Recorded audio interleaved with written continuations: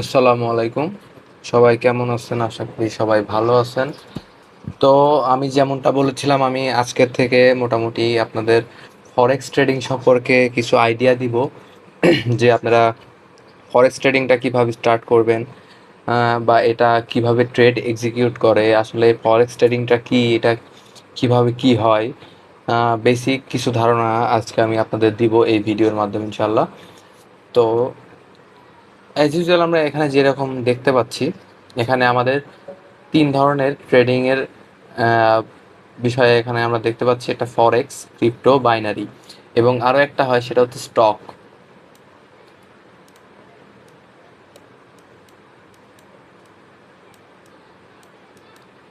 Stock market. আমরা এটা সম্পর্কে আপাতত আলোচনা করব না।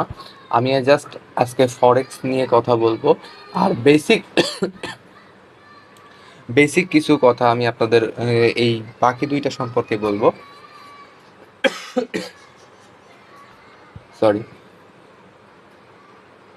আচ্ছা, ফরেক্স ট্রেডিংটা আসলে কি? ফরেক্স ট্রেডিং বলতে আমরা বুঝি ফরেন কারেন্সি এক্সচেঞ্জ।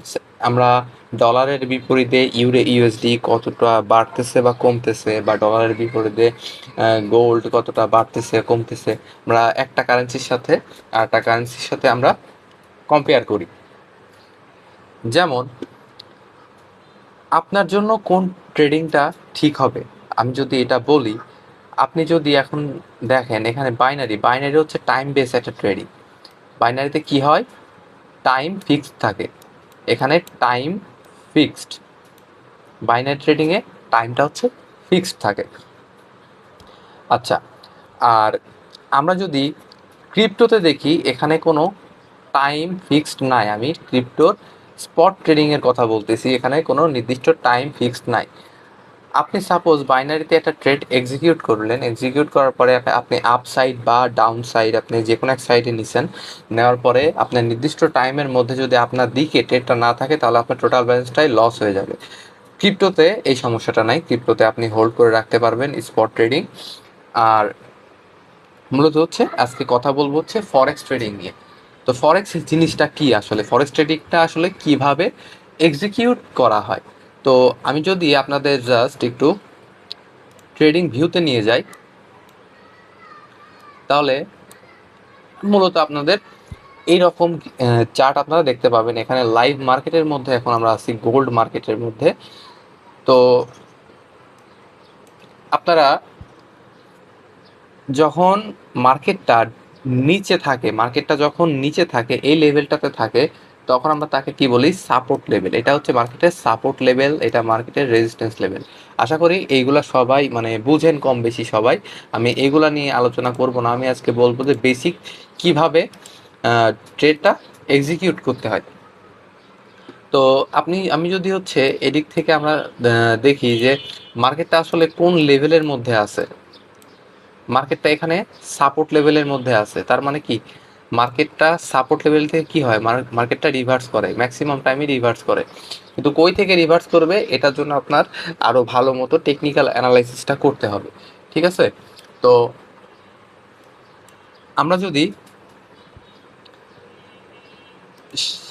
স্বাভাবিকভাবে বুঝতে চাই যে ফরেক্স ট্রেডিংটা কিভাবে কাজ করে, আমরা আজকে আপনাদের জাস্ট ওইটার ধারণাটাই দিব। আমরা যদি এখান থেকে একটা লাইন ড্র করি, সাপোজ এটা একটা মার্কেট। তো এটা হচ্ছে মার্কেটের লেভেল,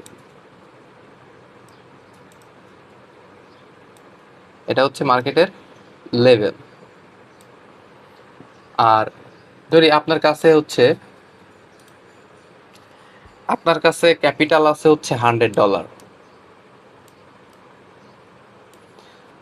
আচ্ছা, আপনি এখন এই $100 দিয়ে আপনার এখানে যে কোনো একটা কারেন্সি, সাপোজ আমি এখানে যদি গোল্ডের কথাই বলি,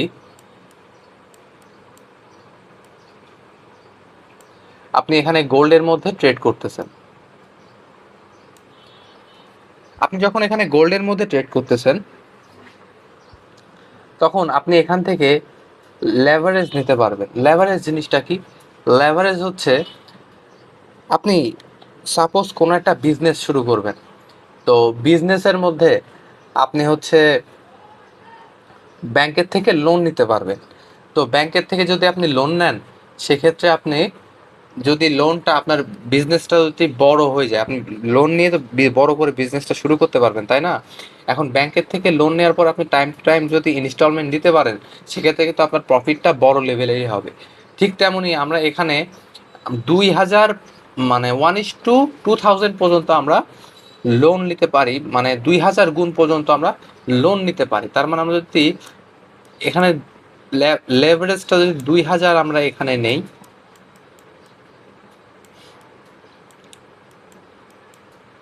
তাহলে আমরা এখানে কত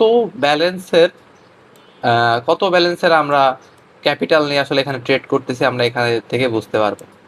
সরি, এখান থেকে আমরা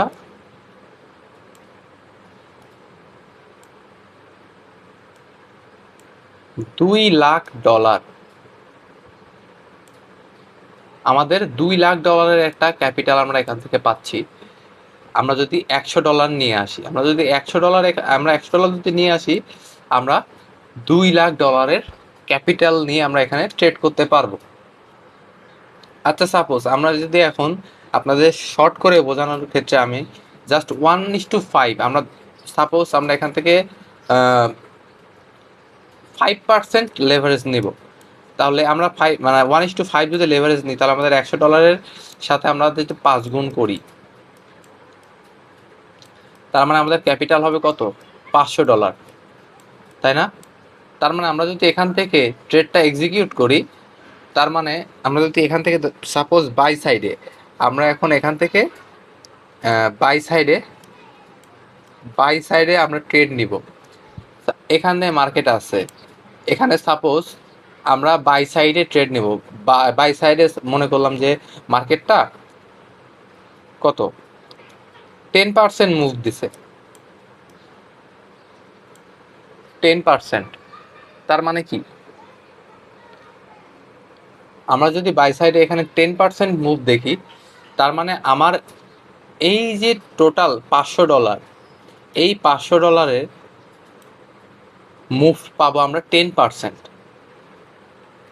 আর যদি আমাদের 10% ডাউন হয়, তাহলে কি হবে, আমাদের ক্যাপিটালটা এখান থেকে আমাদের লিকুইডেট হয়ে যাবে, মানে আমাদের এই $100 শুধুমাত্র লস হবে। লস হলে আমরা $100 লস হচ্ছে, কিন্তু আমরা প্রফিট করলে আমরা আনলিমিটেড প্রফিট করতে পারতেছি। সাপোজ এটা কিভাবে কাজ করে, আমরা যদি এই টোটাল মার্কেটটাকে যদি আমরা একটা জমি হিসাবে ধরি, জমি হিসাবে ধরার পরে আপনি যদি বাই সাইডে বাই করতে চান, সাপোজ আপনি তাহলে সেল সাইডে আপনার সাপোজ স্টপ লস আপনি এতটুকু রাখলেন, এতটুকু হচ্ছে আপনার স্টপ লস ধরেন সাপোজ এতটুকু আপনার $100 স্টপ লস আছে।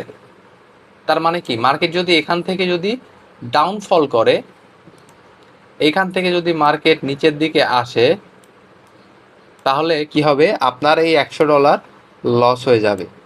এখান থেকে যদি মার্কেট নিচের দিকে আসে, আপনার $100 লস হয়ে যাবে।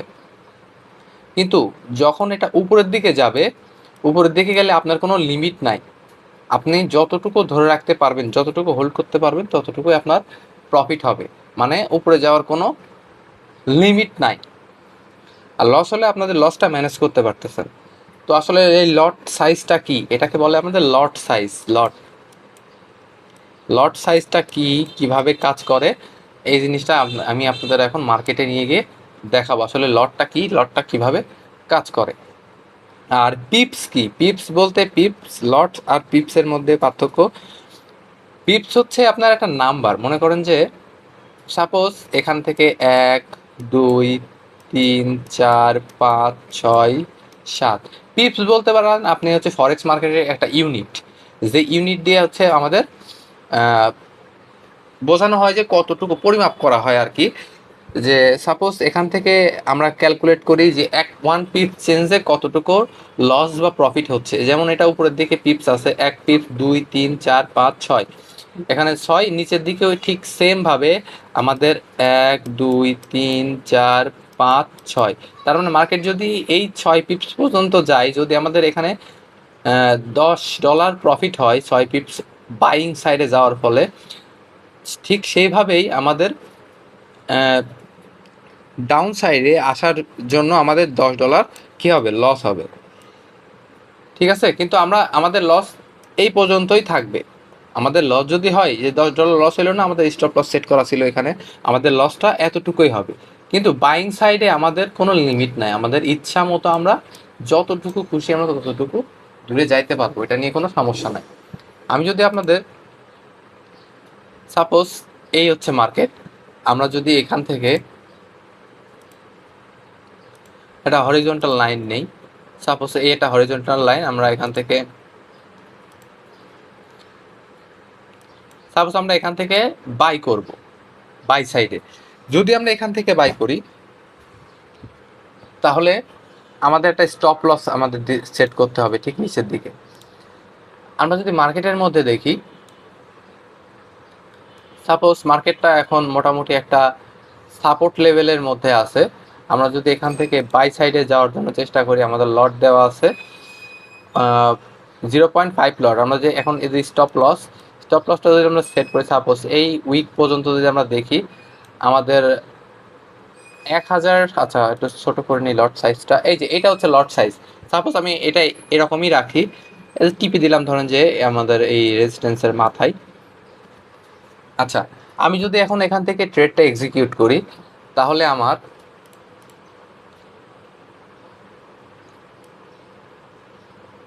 এই লেভেল থেকে যদি ট্রেডটা এক্সিকিউট হয়, সাপোজ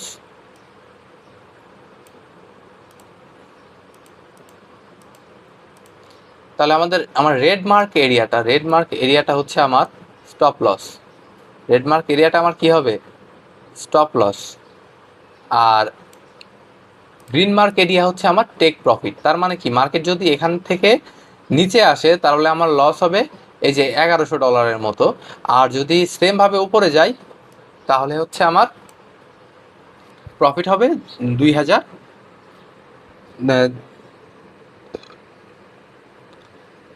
সামথিং ডলার। আমার কাছে তো এখন আমার ব্যালেন্স ক্যাপিটাল তো এখন এত নাই, তো আমি এত নিতে পারবো না। সাপোজ এখান থেকে যদি আমি লট সাইজটা যদি কমাই দিই 0.05 যদি দেই, তাহলে আমি আমাদের এখানে ম্যানেজ করতে পারবো।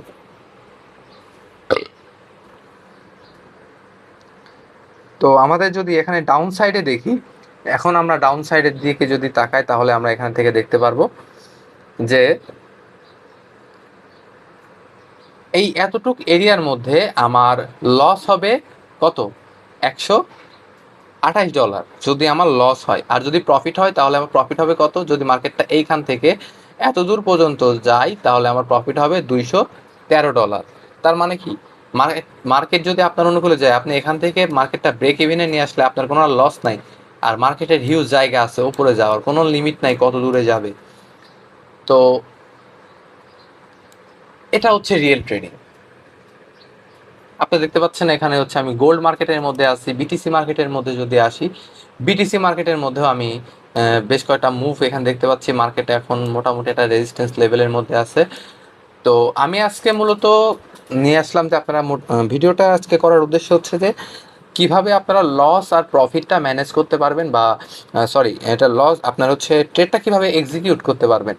তো আপনার ট্রেডিং স্ট্র্যাটেজি, ট্রেড কিভাবে এক্সিকিউট করবেন, কিভাবে বুঝবো এখান থেকে আমার ট্রেড নিতে হবে, এই সব বিষয়গুলোর জন্য পার্ট বাই পার্ট আমি ভিডিওস আপলোড করব, সমস্যা নাই।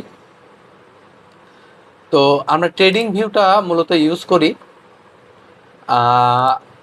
আমার ট্রেডিং ভিউ অ্যানালাইসিসের জন্য, টেকনিক্যাল অ্যানালাইসিসের জন্য আমরা ট্রেডিং ভিউ ইউজ করি। আর আমাদের ট্রেড এক্সিকিউট করার জন্য এক্সনেস টার্মিনাল আর কি ইউজ করে থাকি।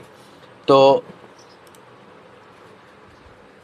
এই ছিল আজকের মোটামুটি ট্রেড কিভাবে এক্সিকিউট করবে। ট্রেড এক্সিকিউট করতে ভাই যে কেউ পারবে, কিন্তু কোথায় ট্রেড এক্সিকিউট করতে হবে এটা হচ্ছে বিষয়। তো ঠিক আছে, আজকের আর কথা বাড়াবো না, আজকের ভিডিওটা এই পর্যন্তই রাখি। নেক্সট পার্ট থেকে আশা করি আমরা পর্যায়ক্রমে আগাবো।